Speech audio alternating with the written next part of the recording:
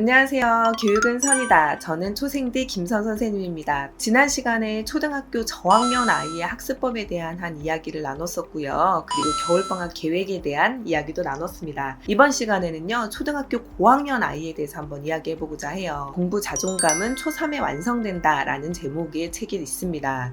이 책이 나오고 나서 부모님들께서 많이 하셨던 말씀, 초등학교 고학년이면 어렵냐? 그리고 공부 자존감을 완성을 못했다면 상처받은 우리 아이 어떻게 하면 좋은가요? 라는 이야기를 많이 하셨어요.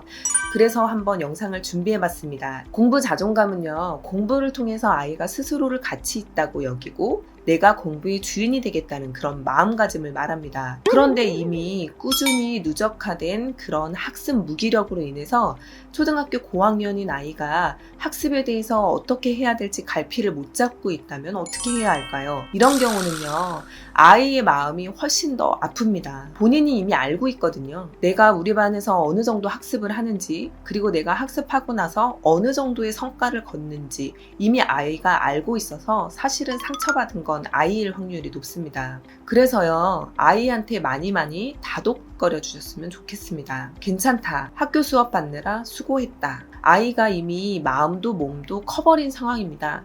그런 상황에서 상처가 계속 쌓이면요, 아이는 모든 걸 놔버릴 수 있습니다. 초등학교 저학년 때는 부모님의 힘으로 어떻게든 아이가 잘하고 있었다가 중학년부터 조금 이상한데 하다가 고학년이 되면 우리 아이가 이거밖에 안 됐어 라면서 좌절하는 분들이 꽤 많으시더라고요. 초등학교 고학년 어립니다. 그래서 겨울방학을 이용해서 아이가 도약할 수 있는 힘을 길러주셨으면 좋겠는데요. 그러기 위해서는 첫 번째, 아이의 마음을 읽어주셔야 합니다. 아이가 어떤 걸 하고 싶어 하는지, 뭘 할 때 즐거운지, 그리고 어떤 공부를 하고 싶어 하는지를 먼저 이야기 나눠주셔야 해요. 그래서 이야기를 나누다 보면 분명히 아이가 내가 못하는 과목이 뭔지를 알고 있습니다. 그래서 이번 방학 때는요, 그 못하는 과목에 충실하시는 거예요. 예를 들어서 아이가 글쓰기를 힘들어 한다면 글쓰기에 관한 책, 교재, 강의를 준비해 주시고요. 수학을 어려워하는 친구는 지금 단원이 어려운 게 아니라 분명히 그 밑에 학습 결손이 있었던 단원이 있습니다. 그래서 그 단원에 해당하는 문제집을 사서 아이한테 강의와 함께 지급을 해주는 거죠. 만약에 국어도 못하고 영어도 못하고 수학도 못하고 사회도 못하고 과학도 못한다? 네, 그렇다면 이 5개 다 하실 필요 없습니다. 아이들은요, 하나라도 내가 잘하고 있다라고 느낄 때 그때 공부 자존감을 획득하거든요. 5과목에 대해서 다 잘하려고 하지 마시고요. 아이가 제일 잘하고 싶어하는 그 과목 하나에 충실하는 거예요. 내가 부족하지만 노력했더니 다음 연도에 이렇게 성취를 했네 라고 스스로 느끼는 것이 공부 자존감에서 가장 중요한 원칙입니다. 그래서 초등학교 고학년 아이들은요, 중점적으로 하실 학습을 결정해 주세요. 그리고 두 번째는요, 독서입니다. 독서는요, 모든 것의 기본입니다.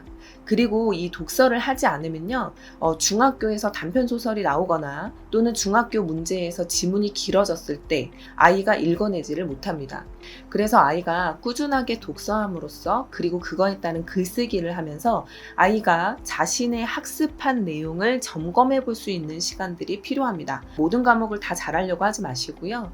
사회과학 같은 과목들 있잖아요. 아이가 힘들어한다면 유튜브 영상이라든지 또는 학습 만화로 아이의 흥미를 돋궈주시는 것이 더 좋습니다. 정말 좋은 영상들이 많아요. 사회 부분에선 지니스쿨에서 역사 시리즈만 봐도 좋고요. 선을 넘는 녀석들을 봐도 좋고요. 과학 같은 경우는 크루트 계작트를 보아도 좋고요.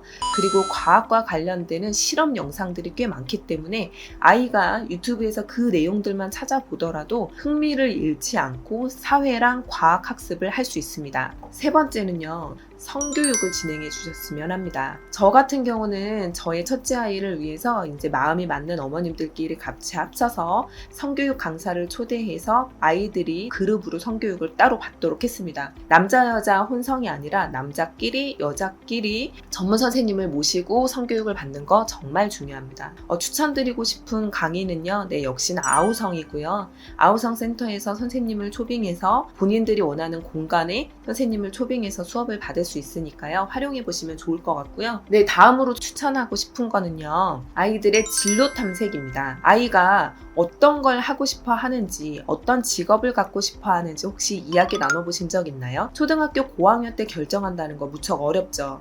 그렇지만 이때부터 꾸준히 생각을 해두어야 아이가 중학교에 가서도 당황하지 않을 수 있습니다.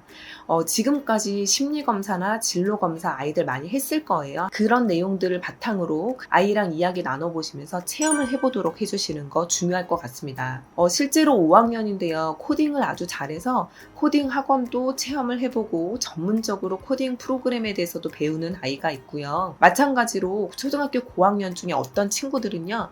네, 특목고를 가고 싶다고 하거나 자사고를 가고 싶다고 이미 결정을 한 아이도 있습니다.